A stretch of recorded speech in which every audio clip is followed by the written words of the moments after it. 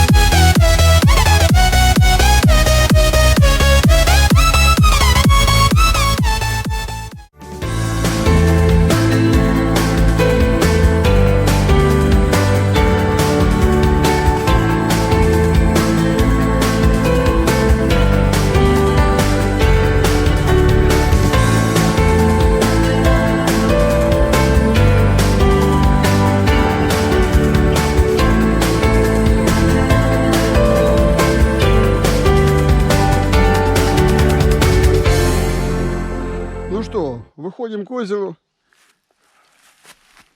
прямо на караван. Небольшая тренировочка удалась на велосипеде, пешком, по грязи, по бездорожью, ну, по вырубке, по заросшей тропе.